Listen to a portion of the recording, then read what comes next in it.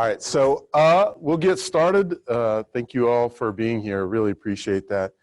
Some of you, it's my first time meeting you, so super honored. Those of you that I've met already, thanks for coming back. Definitely grateful for this opportunity. As you know, brand new to the TLC, my name is Quincy, and tonight we're going to be talking about great group work. But before we get started, I'm going to switch slides. Thank you for already doing that. You already did it. Thank you. Fantastic. To set the tone here for this evening, this next hour, I'm on the way over here on the drive up from St. Louis where we connected.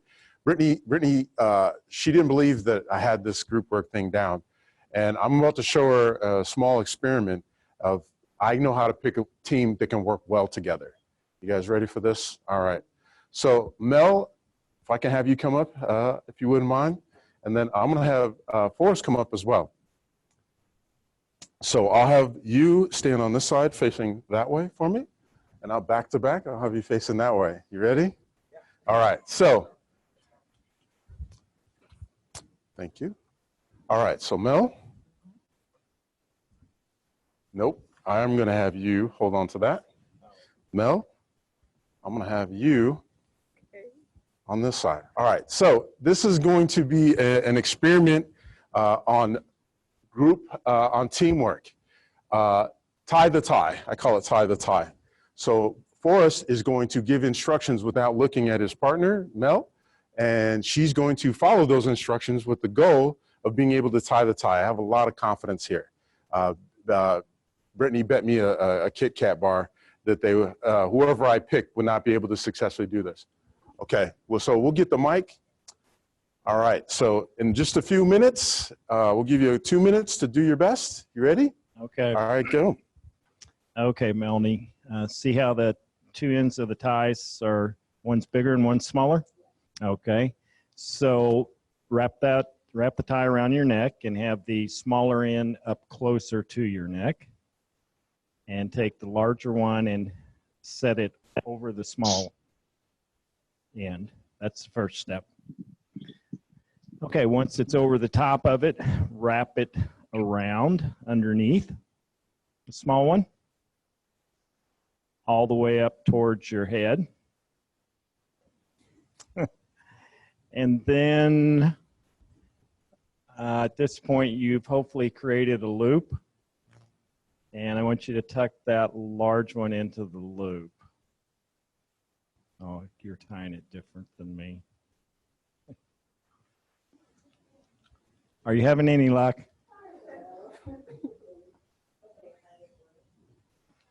Gosh.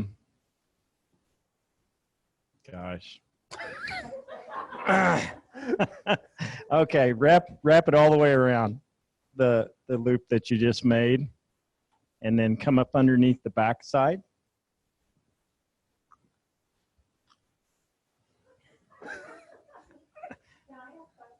No, nope. No. You got a bad explainer. That's what you're stuck with. Yeah, so yeah, wrap it around. She's doing it. We went underneath, and then we're going to come, so you're going to end up back over the top and tuck it back in to the loop that we just made. That was step 7. All right, step 7. Before you look, let's see where she's at. Okay. Are you done? You think you're done? Well, that's as much as okay. Yeah. You want to face the camera? Face the camera? I don't know. I would wear that tie. Good job. Thank you very much. Thank you very much. Yeah, good job, guys. Good job. Thank you. Thank you. Thank you. Yeah. Before you guys go, make sure you stop by the swag table and make sure you pick up a departing prize for your effort. We'll switch back to the PowerPoint. Thank you. Thank you for your sportsmanship right there. So there's an example of teamwork. One person's explaining without looking, and the other person following those instructions, right? So today, today's conversation, if I get this thing to go, there we go. Today's conversation is about group work and how teams work together. We're going to talk about this and how it translates to our students and all their respective places that they have to work in teams. But first, before we get into that, why group work? Why do we care about group work? What's the big deal? Those of you in Zoom land, feel free to chime in. If you have something to say, we'll take a look at the chat box to make sure you're included in the conversation. But why do we care? Why do you suppose we care about group work? Learn to work together. Absolutely. What else? Less assignments to grade. That's awesome. That's awesome. Diversity of opinion. Fantastic. Absolutely. That's a good one. What else you got?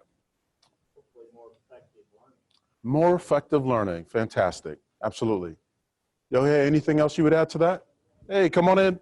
Just getting started. Are we talking about group work on the side of professors or? In general.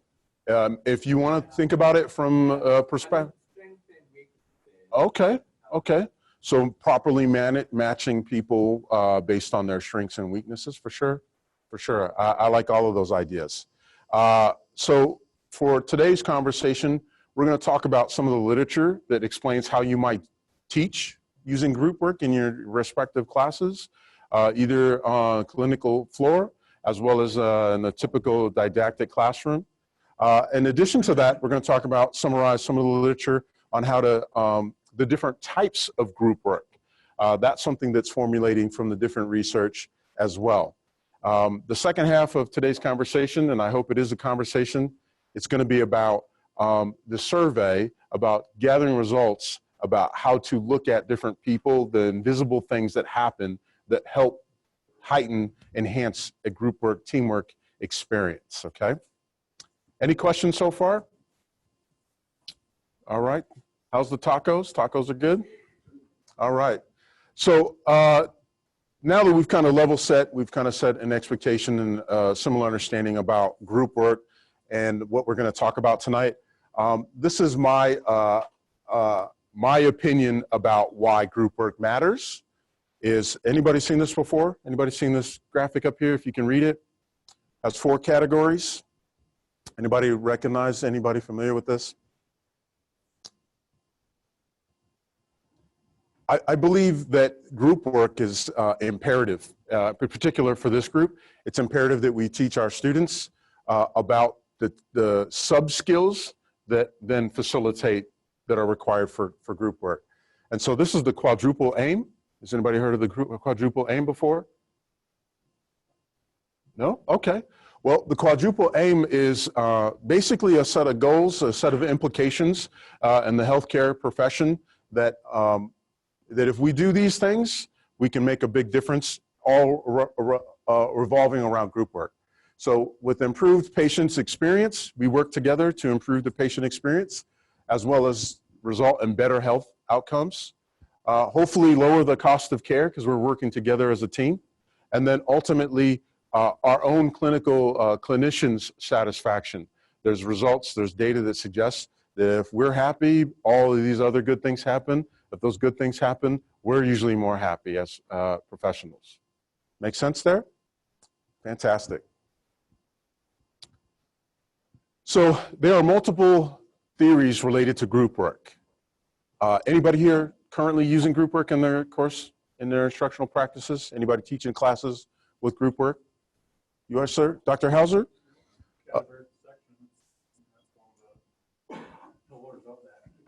Okay, fantastic. Okay.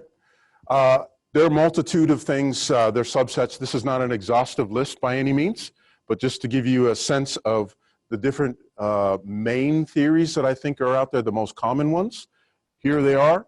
And the thing that I hope you also notice too is complexity. They vary on a level of complexity as well as formality. Some are very informal. You come into class, hey, think, pair, share, get together, talk about something, discuss it, share out to the class. That's something you do pretty easy.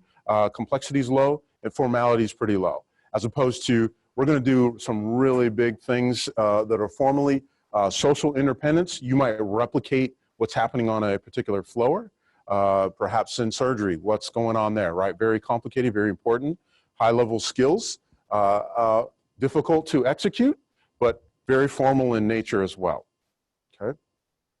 Anybody interested in doing group work in their coursework anytime soon? No? Everybody's kind of like, okay, Okay. Okay. Well, I think you've come to the right place still. I think there's things, even on the smaller level, that you can implement based on this conversation today we'll get into shortly. But all the while, no matter what type of group work you're targeting, there's a series of skills in the top right-hand corner. Dr. Salas has done a lot of research in this area.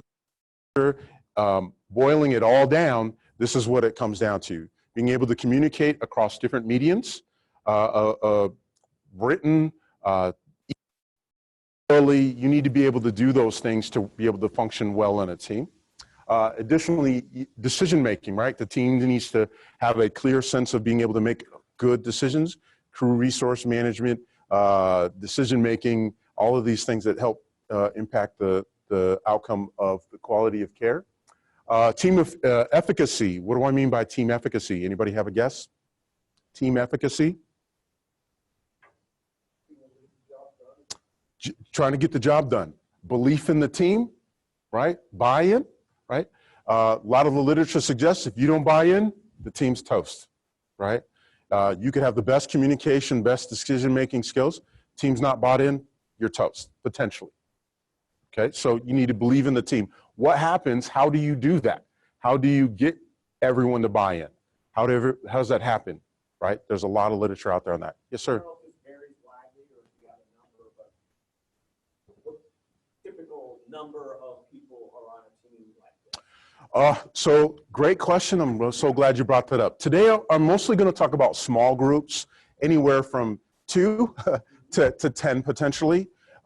I might make the argument that some of these things will also apply in larger than that groups, but I think there comes a point where there's limitations. Think, Pair, Share doesn't work with 50 people in a room. I would argue you could break 50 people into 5 groups of 10, potentially. But there is a different science behind large groups, theater style, 150 students at a time. I think that's another conversation, another session perhaps. But at the same time, I think that some of the little ingredients here, you'll pick up and say, ooh, I might try that in my class, even if it's a bigger class. You have a bigger class currently? No, not necessarily. Okay. I'm just thinking, other classes I teach can be 21 or 42. Okay. Okay. Okay. But I'm thinking if you have a large group, well, if you have 1 or 2 that don't buy in, probably get away with it. But I could see a large group where people are going in different directions. Right. They might buy in, but they're not going the same way. For sure. Yeah, you know, if you have 3 and 1 person doesn't buy in, team, depending on the workload, right, that can collapse. If you have 10 and one or 2, maybe it's not that big of a deal, for sure. And you might think about that in your instructional practices based on what you're trying to do. You might hide and count for that disengagement, for sure. Great question. Another point here, I really like this, adaptivity. They need to be able to adapt. Most of us in this room, I would say, are probably on no less than 5 teams currently, right? Right this moment, you're probably representing 5 different teams, right? And you need to wear a different hat, have different roles, have different objectives given the different teams that you're on. And so you need to be able to switch between them from moment to moment. You might need to switch within 1 team or 2, right? We all agree with that? And then last but not least, team leadership. I think this is also crucial for the healthcare profession. You're always going to probably, like it or not, be in a position where you're on a small team at some point and you are the leader. We need to train our students to be able to do that adeptly, okay? All right, so any questions about the group theories here? Anything missing? Anything surprise you here?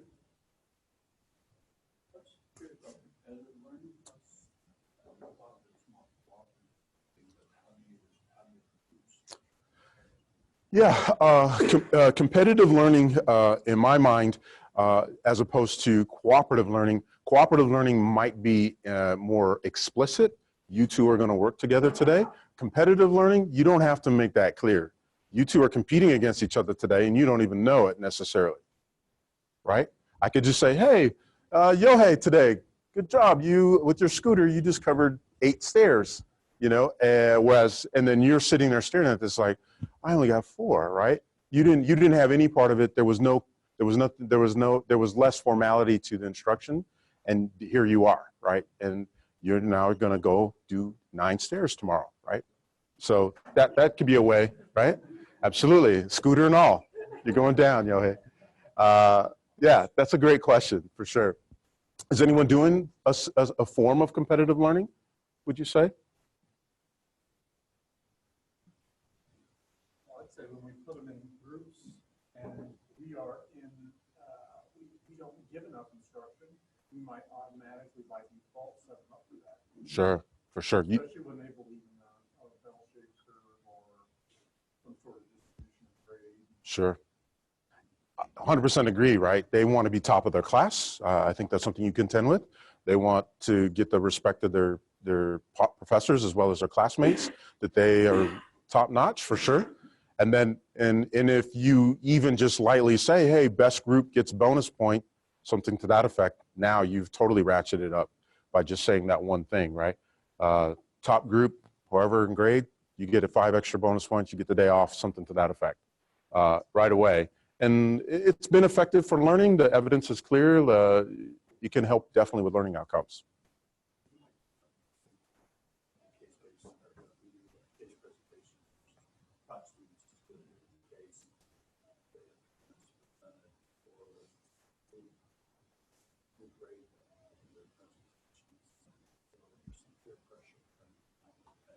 Right.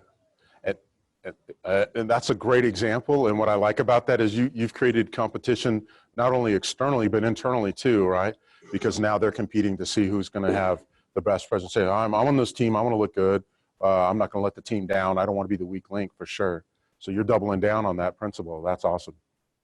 Awesome. Okay. All right. One thing I'll share about the literature, and then we're going to move into another space talking about putting it into action, is the formula. So no matter what type of group work you're performing, the literature to me boils down to these 4 or 5 steps, depending on how you look at it. So the first thing that's going to be crucial for any type of group work is putting them into groups. In particular, diverse and permanent groups. Okay? Any questions on that? What do you think I mean by that? Diverse groups. What do I mean by that?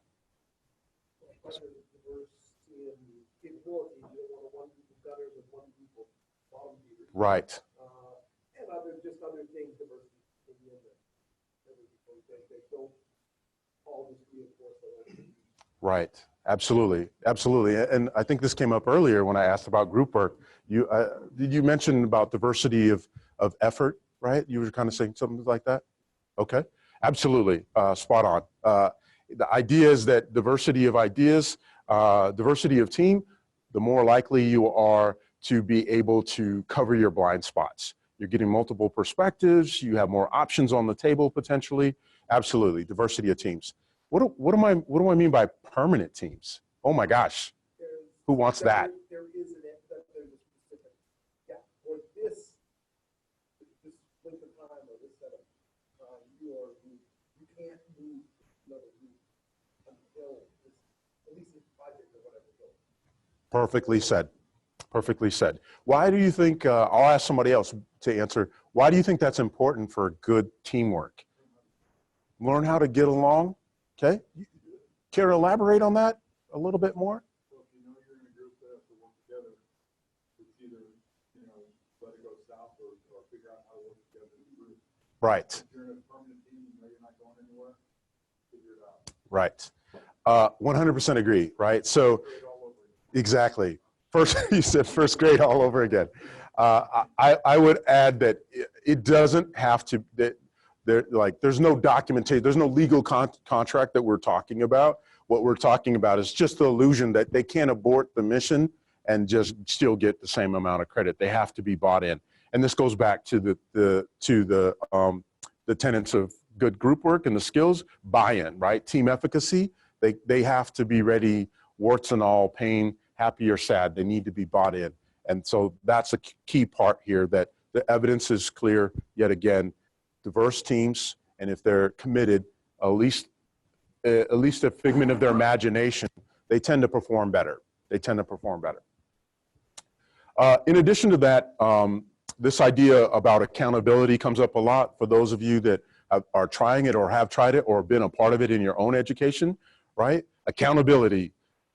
Student A has not done their homework. Why am I being punished? Or vice versa, right? These things are very important. There needs to be some sort of instrument of accountability. Could be something as simple as participation, right? You show up, you get the participation, but you need to have done your homework coming in there. There's some pre-reading that needed to be done, some studying. You needed to complete a quiz, lightweight, low stakes quiz. That's what's gonna help you to come to class prepared potentially. And the evidence suggests that this needs to happen. Otherwise, people just come to class and they're not ready to do what their part entails, potentially. At the same time, and these two things go together, 2 and 3, is that if you're gonna hold them accountable for things that happen outside of the class, you need to give them time close to class time to work together as a team. The things that you have them do should be group work related in some capacity.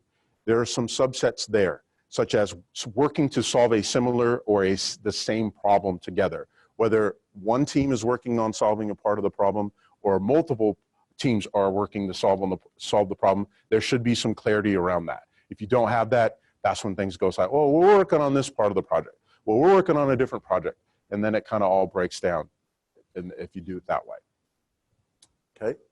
And then the last piece, and maybe the most controversial, is how do you assess this? Coming from the Department of TLC, right?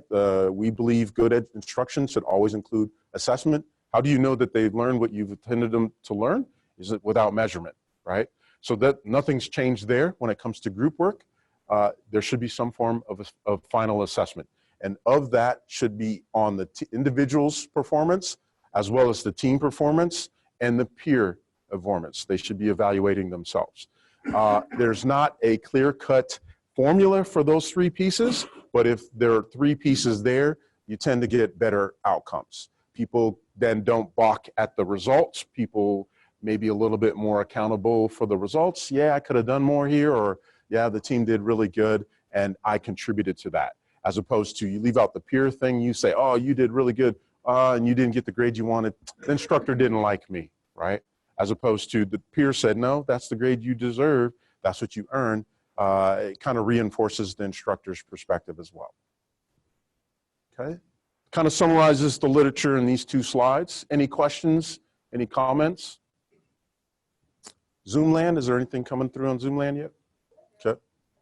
All right. Okay.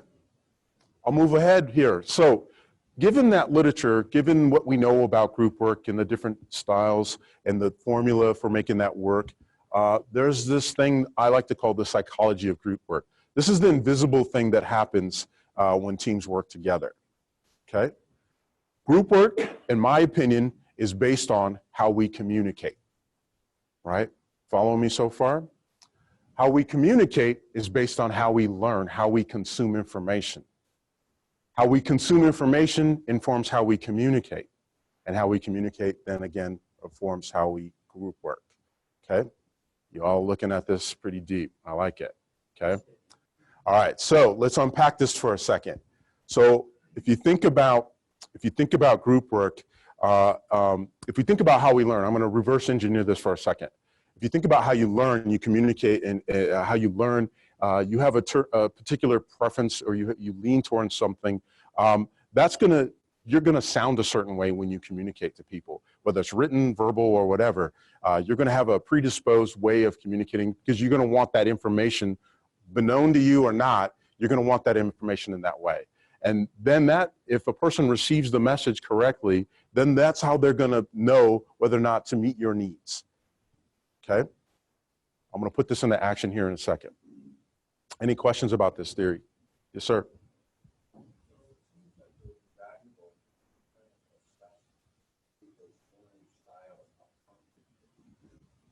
Absolutely, absolutely. It's like you read my slides before you got here this morning. Absolutely.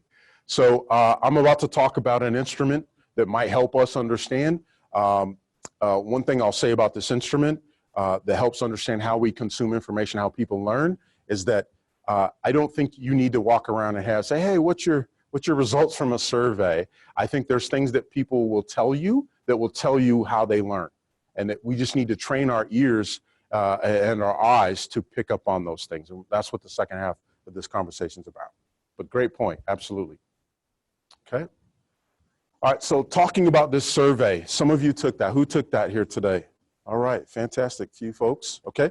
If you haven't taken it, it's still open, it's still available. Does everybody know about the survey, the LCI survey? You got the email with the instructions?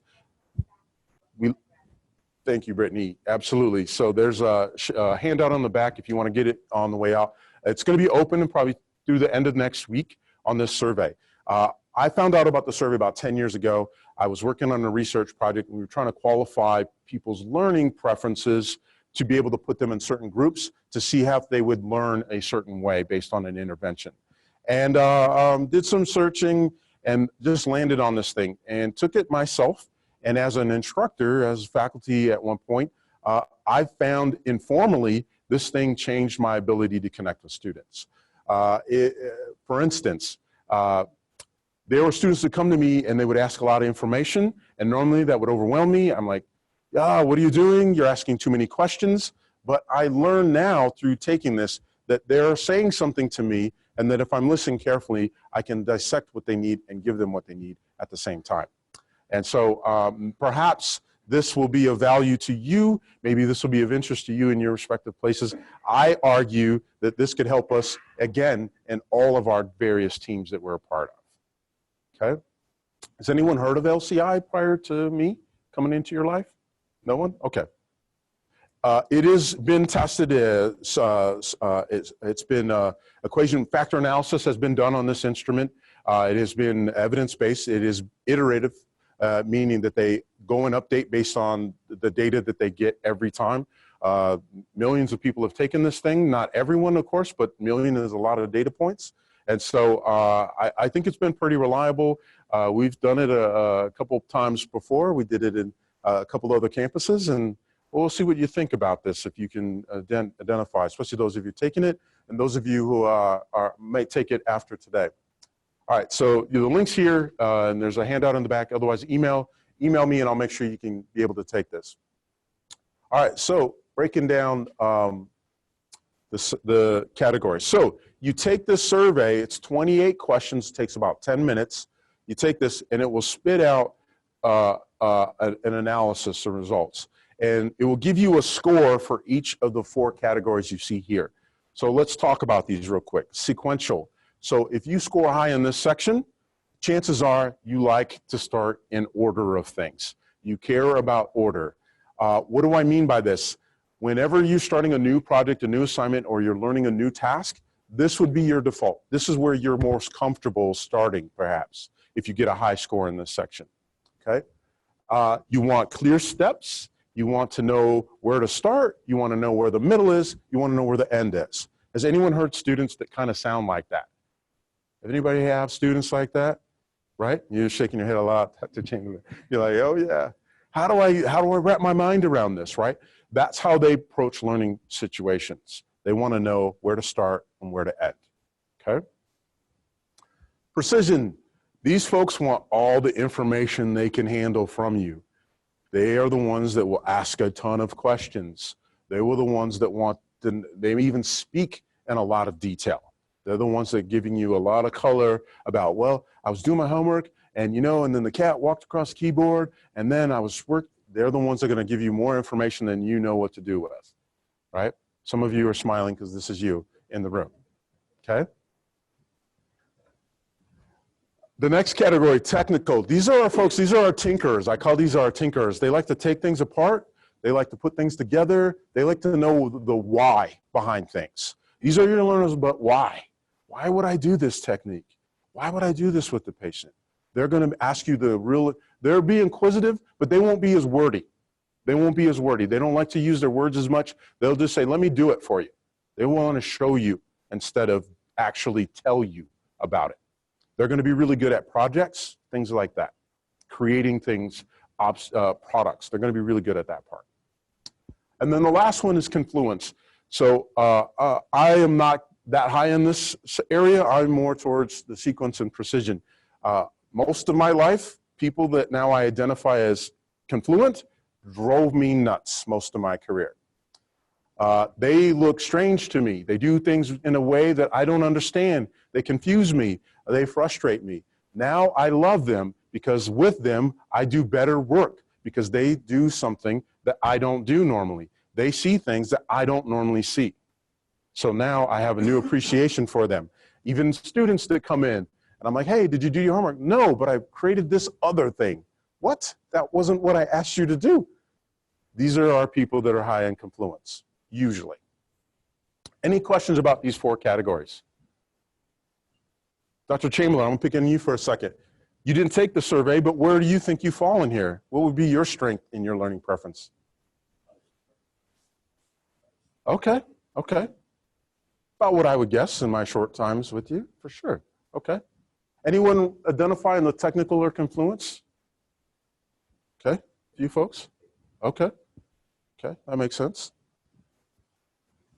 All right, taking it another step before we actually practice this information, there are learning patterns. So grouping, depending on how you shake out in those 4 categories, you're gonna fall into one of these 3 larger categories, okay? This is also important to know because when it comes to change or putting people in groups or understanding the bigger picture with multiple people, this can be very telling.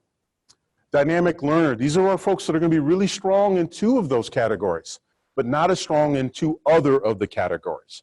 Typically, I find that sequence and precision people are usually together. You're usually high on those 2 categories, and you might be low in the technical and confluent, or vice versa. Rarely do I see sequence and confluence or technical and precision together very high. Because if you think about it, right, our precision people like to use a lot of words, our technical people don't. So there's usually a pairing, dynamic learners, and these are our most common. Usually they're about 60%, maybe more than 50% of the population will fall into this group, okay? Next to that is our strong-willed learners. Strong-willed learners are going to be pretty fluid in all of the categories. They really won't avoid any of the categories. They'll score reasonably high. They may not have any one that's just stand out to them, but they will usually not be very low in any of them, okay? These folks are going to be our independent learners as well. They're going to be really good working on their own because they can, no matter what the situation is, no matter what the learning situation is, they usually can adapt and flow between the different needs of the learning project because they can use all 4 of the categories pretty well, okay? And then last but not least is our bridge learner. Our bridge learners are even-tempered, they're in the middle. They don't usually score very high in any of the categories. They're right in the middle on everything. These are our hostage negotiators. These are our project managers. These are our people that do really good at keeping the harmony of the teams. Anyone a bridge learner that they think here? 24, 25, 29, 25. I think you're strong-willed. I think so. Yeah, you're pretty high. If you were like 20, 20, 20, 20, I would say you're a bridge. But I think you're high across the board. So I think you're strong-willed. Yeah.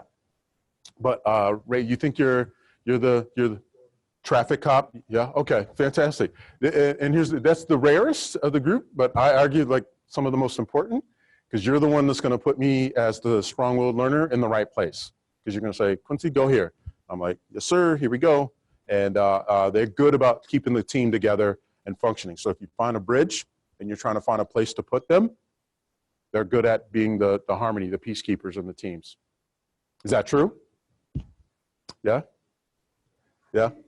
Seems so. That's humble. That's awesome. Okay. So that's the LCI, that's the output, okay?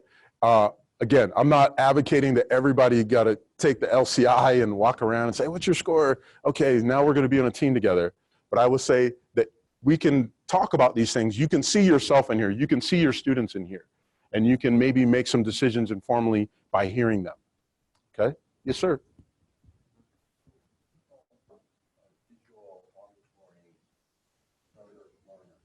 Okay. Oh, you set me up so well. I swear you saw my slides. All right. So Dr. Degenhart brought up this theory called learning styles. It came out in the 80s, early 80s, about people being visual, kinesthetic, and auditory learners. Science has since come out to pretty much debunk that as a theory. There's no evidence that suggests that that's true. And there's some other learning theories out there that are, I think, a little bit more substantiated. I don't think this is necessarily the bee's knees, the end all, be all, but I say this is more supported by evidence and data. They've done trials to show evidence of this, and they're constantly iterating on this. There used to be 4 categories here. They dropped it to 3 because the data just didn't show that the 4th category was true. So they've really done that. So you're talking about evidence-based practice. The learning styles from the 80s kind of defunct mostly. So, you know, I'm an auditory learner, and to put it into practice, right? You all are looking and hearing at me, looking and seeing me right now. If you were kinesthetic, you wouldn't be hearing or seeing me potentially based on that theory, but that's not true, right? We use 2, sometimes 3 senses to study and to listen and learn, right? So to me, and this is just my opinion, I think this is a better explanation for how to understand how people consume information, as opposed to, I can't hear anything, right? I can't see anything. That's not true, right? Good question. I'm so glad you brought that up. Thank you. Any other questions before we move forward? Yes, sir. You get some numbers like 1 in 4 people fall in this style. Mhm. You guys, I don't know if your background is around medical students or dental students. That subpopulation, are they falling into some of these patterns or subsets of the dental population? They are. It's funny you say that, and I'm just coming aware of this recently this week, I would say. I would say that healthcare professionals are more falling into the dynamic learner. And my explanation for that is, if you think about what you all do, the sciences, right? Foundational sciences, very sequential. You learn one body part at a time and you move through until you knew it. You think about the diagnosis process, how we work on the job, right? You start here, you end there, very sequential, very data-driven, not as much need for creativity. I argue dentists maybe, and some creative science solutions for trying to solve medical problems. But overall, I think that you probably, healthcare professionals, students in this category, probably don't use those skills as much, in my mind. They lean, they're real happy because this medicine stuff really, it falls right into where they're comfortable learning wise. Does that answer your question, Dr. Hauser? Okay. Makes sense. That's usually freaked out if you try to do something before they think you learned it. See? Okay, let's go ahead and do this. Okay. And to add another layer to that is then you think about us as instructors, as professors, right? We tend to teach them the way we want to learn, whether we're consciously doing that or not. The good news is we probably map to what their learning preferences are, and that's a good thing, and it probably helps fill in some of the gap. But when that's not the case, it creates chaos, right? It potentially creates chaos. So we need to be mindful of that, and maybe this will help us now. Now you hear some students and you're like, huh, okay, I need to think differently about this. That's a great point, absolutely. All right, last 15 minutes here. Let's put this into action, for instance. Okay, here's a team of 4 people. Here's some numbers here. I've talked to you a little bit about the different categories that they're, the scores. So scores are reasonably high out of a scale of about 30. 0 to 30, 33-ish is max score. We got 24-ish, 25, 30, 31, 24, and 25-ish. We have about 33% dynamic, 67% strong-willed, no bridge in this small team. What do we think about this? What would be your analysis based on what we reviewed on the previous slides? What would you say about this group? They're not going to work well. Okay, interesting. Okay, why do you say that? Okay, okay. They're going to wander off. That's hilarious.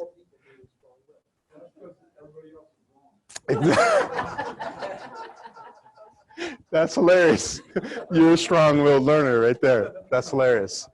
That's hilarious. That's good. Absolutely. Anything else about this team you would say? Yes, sir. Correct.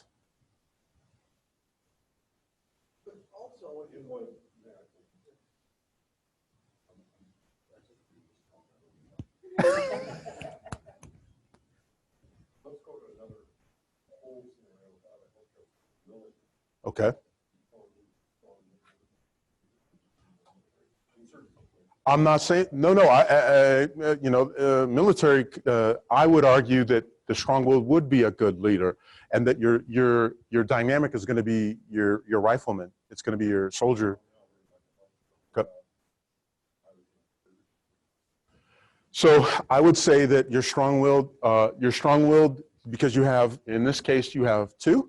You're going to have at least two. They're going to be good at flipping. They're going to be good at taking on multiple roles, because they're going to be fluid in multiple categories. So if you need them to, if this is heart surgery, right, and it's a two-person job, and you need to flip this is going to this small team is going to do really well. And then you're going to have somebody filling in on the back, potentially. Does that make sense? Okay. Dr. Conley, didn't you also say that there are some that can be learned as well? Like this is like where our sweet spot is, but you can learn some of that. That is true. So another dimension to this whole conversation is that I'm trying to diagnose your true pure preference. But we're all adult learners, and another preference with this group, the healthcare profession, you're really good learners. You've learned what you've learned really well. So even if it's not your preference, you've built up compensation mechanisms over your career to get to graduate school to be able to do what you needed to do. So you notice these scores are relatively high, and I'm noticing that really across the board in healthcare. Students and professors alike, that's pretty, I'm usually 20s, you might even get some low as 15, but that's not the case. So I think that to answer that question, there could be a little bit of inflation based on learned behavior versus our true nature. Does that make sense? That's a good question. And I want to get your question. Basically, if the dynamic strong-willed and bridge are individuals, you're dividing 4 people into 3. Okay.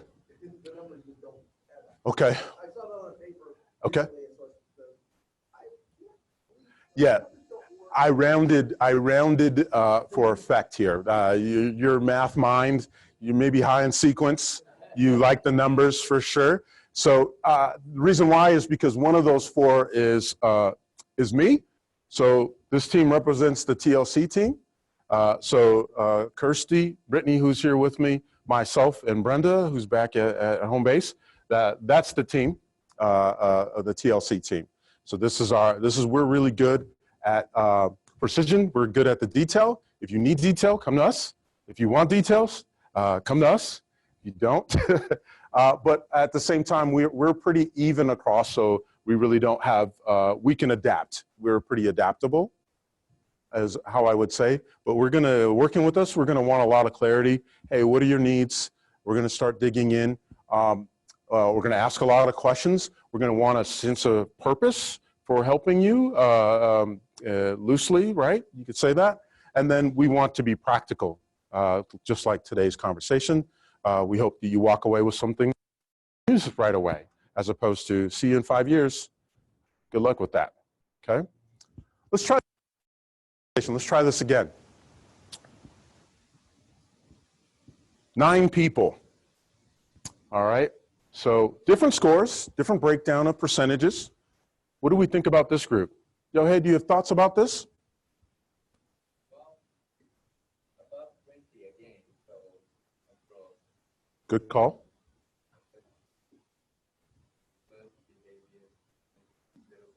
Okay.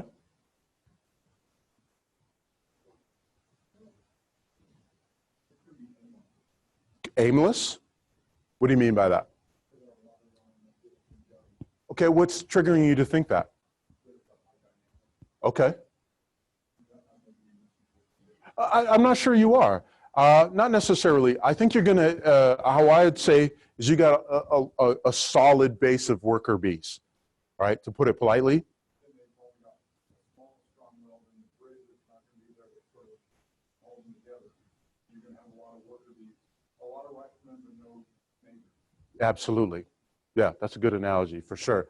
For sure. But I would argue that they're going to be strong dynamic learners because of the numbers over 20, that they're going to be good. They're going to be able to get things done, but they may not be, they're going to be really reliant on their strengths. Their strengths are their strengths, and it's very clear. And they're going to be comfortable with that. But that's a good point for sure. What else?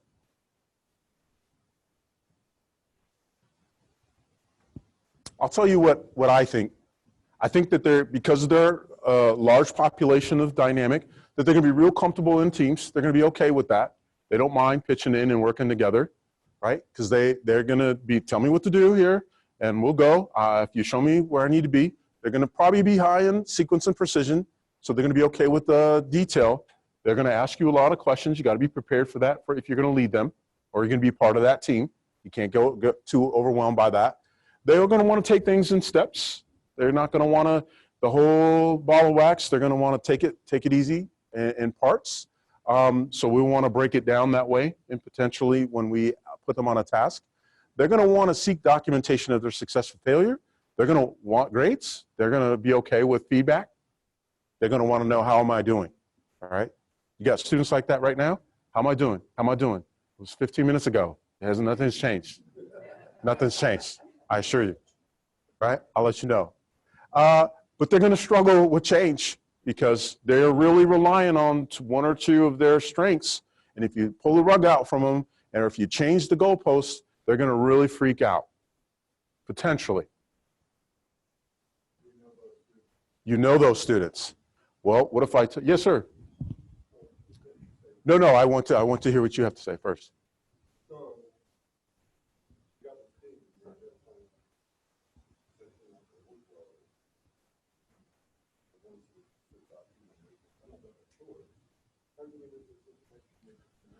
So I would leverage the strengths, right? So if just say I'm independent, I'm the instructor, and this is a group of students that are coming to me, I'm like, okay, buckle up. They're going to come to me, and they're going to want a lot of detail, more detail than I can prepared to be giving them, right? So I might say, hey, come back. This is what I can give you today. Come back in the week and show me what you have, and we'll go from there. And so capitalize on the ability of their sequence. I'm going to give you the first 2 steps. Come back when those are done. I'm going to give you the next 3 or 4 steps. One of those type of approaches. They're going to have to compromise too. But if you give them the purpose, if you make it practical for them, they'll probably take the journey with you. Does that make sense? Great question. Well, let's find out who this group is. This group is those of you who took it in this room right here. This is you. This is your group. This is your learning preferences. Agreed? No? Has this been your experience? It is. This high precision is coming out right there. Dr. Hauser, what do you think? What do you think? Does this kind of resonate with you? You asked the question about healthcare professionals and how things shake out. I think we're seeing, high cost, very capable, competent people, but love the sequence, love the precision. It's what you do. This is what makes you good at what you do. And I don't think it's an accident that you've fallen into healthcare. I would say that for the whole group. Make sense?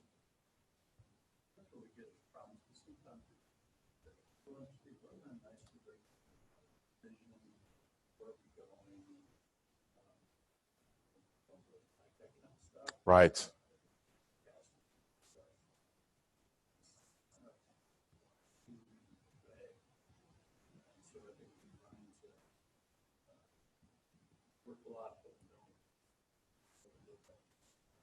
Sure.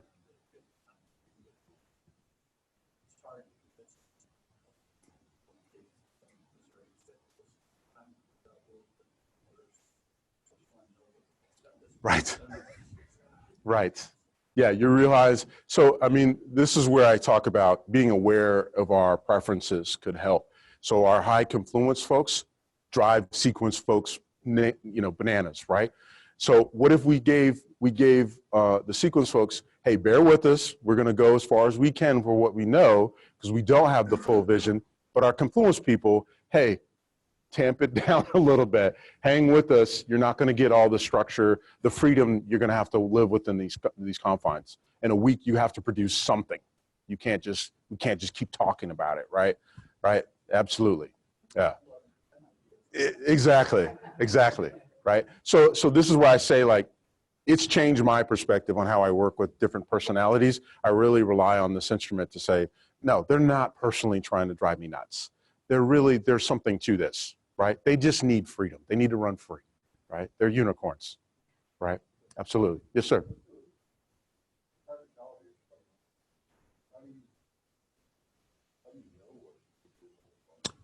Good question. We have just a few minutes left. I would say but I think now that you have just even an introduction to these 4 categories, right? So somebody comes to you and says, I don't know where to start today. I've got this big project. I don't know where to start today. Might you have a guess on where you think they might fit, right? What do you think? Right?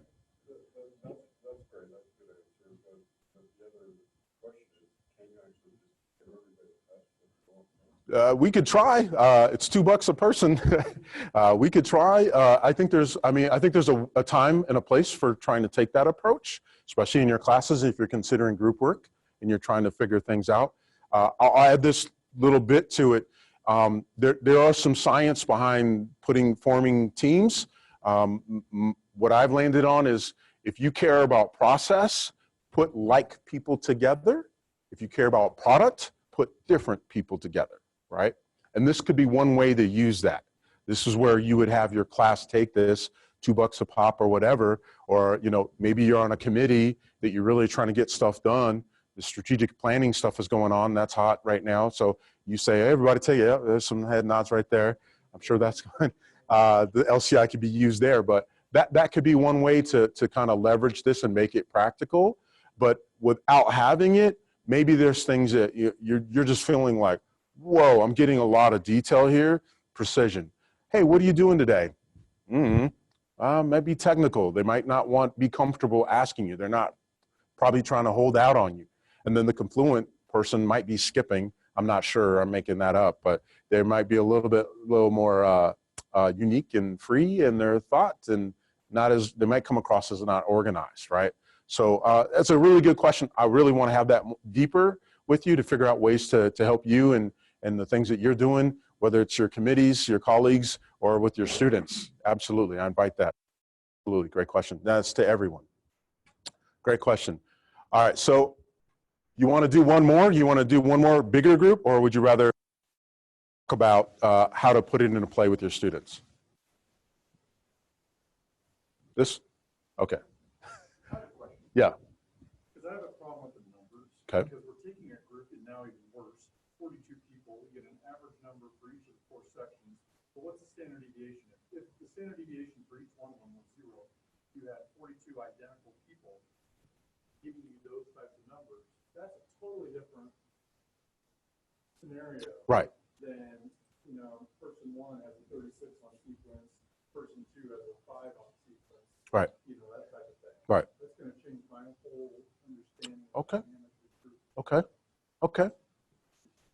Yeah. Yeah. The detail, maybe. Yeah. So, yeah. How do I do. I have everyone who's taken it. I have your results, and if you haven't taken it, I'd be happy to discuss those with you for sure. Absolutely. Yeah. So I totally get what, and I saved all the standard deviation and all of those things just for conversation's sake. But yeah, there's a deeper conversation. I'd be happy to share the spreadsheet with you and show, like, you saw our team, right? And we're a smaller team, so it's a little bit easier. And then I work with them, so we work together pretty closely. Like, it's real easy to pick up on our preferences for sure. and we were talking about before, so OAA, Office of Academic Assessment, is here, and we were talking about your team. They all took, your whole team took this too, in this small group. Kind of interesting. But yeah, I think short of time, I'd love to have a deeper conversation about how to interpret those results. I think there's a way to make that more meaningful for you, for sure. Absolutely. A couple of final thoughts here before we get you guys on your way here. Thank you for your time. But the idea here is this is a larger group. If you wanted to take time, I think this holds up. We've been doing mostly small groups, 4 or 9. Now we have a 42 members. I think it still holds up. You just have to treat it slightly different, maybe break it down into subsections for sure. I'm going to fast forward to the final 2 points here. All right, so key takeaways. Number 1, now that I've explained this learning, the LCI to you, now this model about how our ability to collaborate is dependent on how we communicate, which is dependent upon how we learn, and then vice versa. Maybe that's coming into more clear focus for you. And, you know, love to have that conversation more if you're still thinking about some ideas kicking around, like, how does this really work?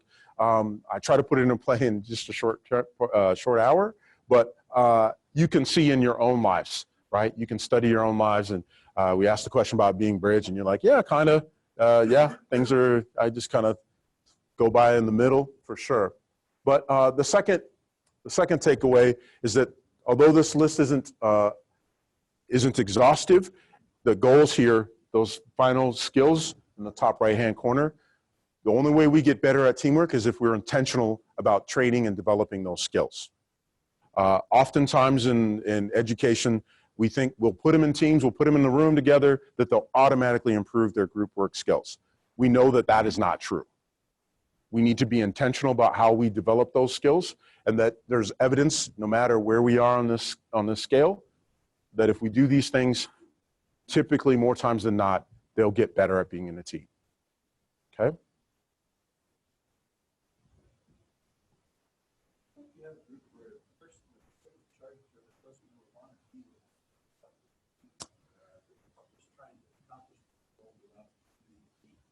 You know, there's some things to unpack there. Back to the quadruple aim, right? You are in healthcare. Sorry. It's your job, right? It's kind of the nature of what you're doing. Maybe radiology. I use that as an example all the time because you sit in a dark room and look at x-rays, but somebody brought those to you and you're sending information out to other people. So that isn't really a good example even, but the field requires you to work in teams. And unfortunately, I think it's very fortunate, the stakes are high. This is one of the few fields, the stakes are extremely high. So we need to get serious about group work and teaching those skills to our undergrads and all the way through grad school and into the residencies and beyond, all right? This is something I think about in our team too. But yeah, you know, conflict resolution, conflict management, putting those people in roles, putting them in the right teams, putting them in the right, understanding what their learning preferences are, giving them the information that makes sense to them. These are all considerations for that stick in the mud that just wants to go their own way, right? These are things we can think about. Fantastic. Any other questions?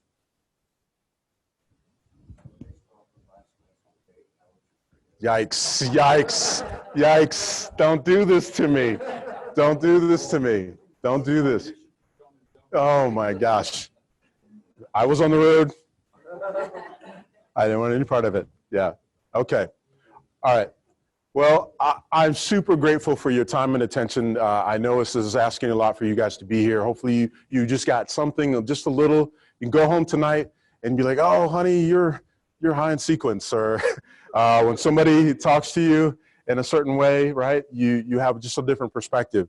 All that being said, I do realize we just touched the surface here.